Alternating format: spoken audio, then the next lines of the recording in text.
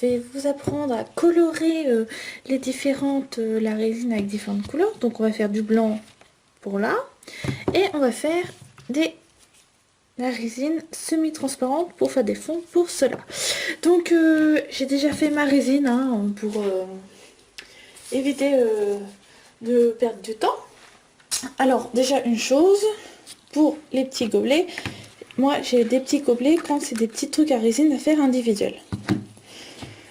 Donc comme vous voyez, vous prenez, vous versez à peu près ce que vous allez mettre.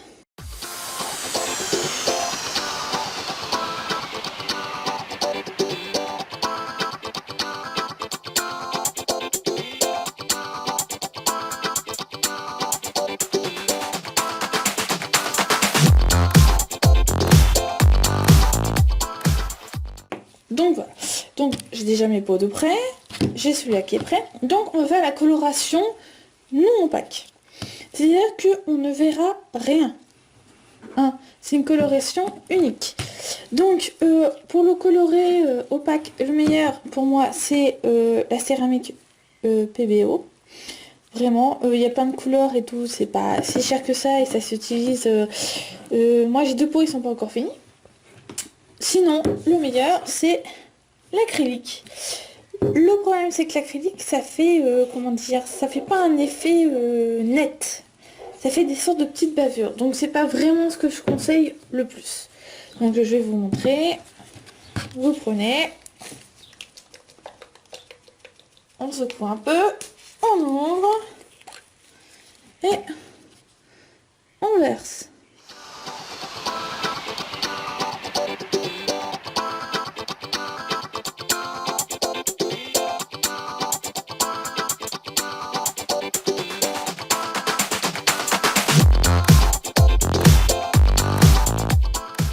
Il faut vraiment que ça tourne et vous mettez autant de blanc jusqu'à que vous soyez satisfait de la couleur que ça va vous donner. Et vous voyez, c'est plus ou moins blanc par rapport à ce que vous rajoutez.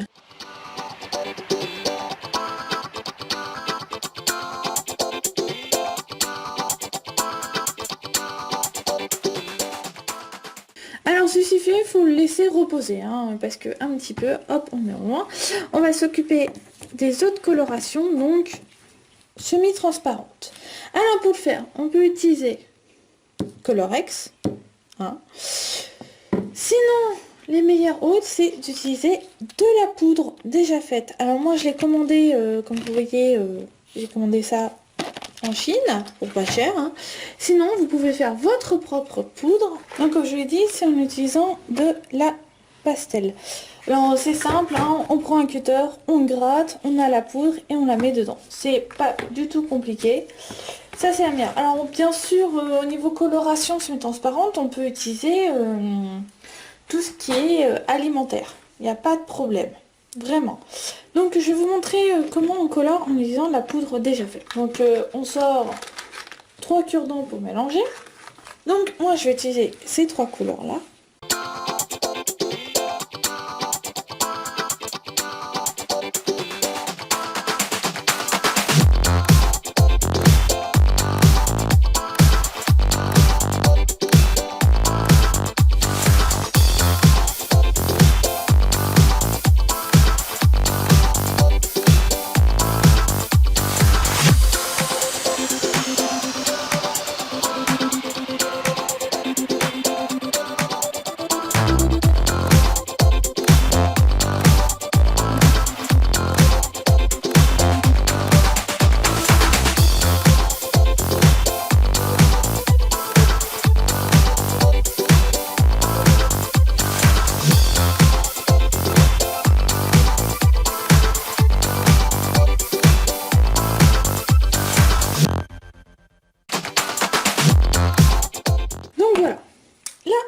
C'est fait. Comme vous voyez, les couleurs elles sont pas très vives.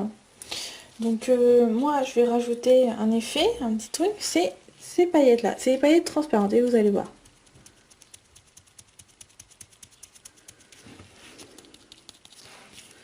En fait ça va colorer les paillettes. Alors faut en mettre beaucoup. Bon après si vous en voulez qu'un petit peu, là, vous voyez.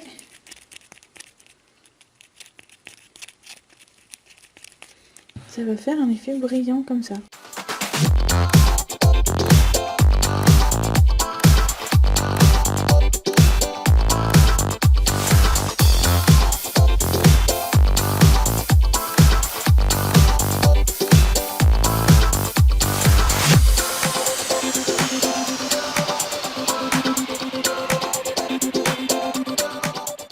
Donc voilà, ça c'est fait. Alors on va prendre maintenant les différentes couleurs que j'avais dit.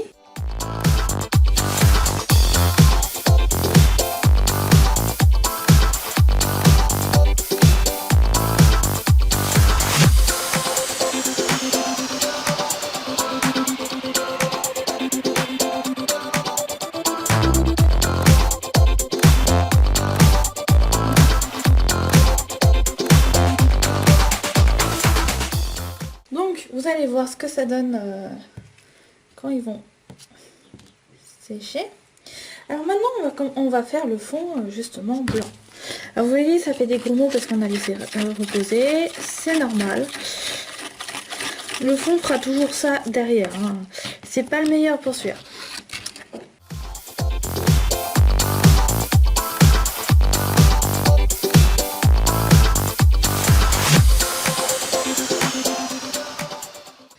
On met tout simplement. Alors quand vous rajoutez un fond comme ça, hein, surtout il ne faut pas du tout démouler les moulins.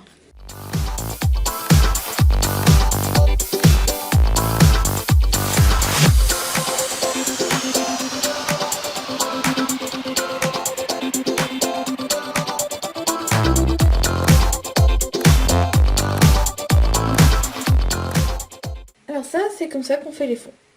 Rien de compliqué. Vous allez voir ce que ça donne après que ça soit séché.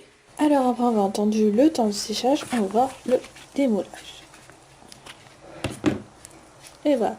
Alors, si ça fait cet effet-là, ce n'est pas grave. J'ai un moyen pour le rendre brillant et pas du tout sombre.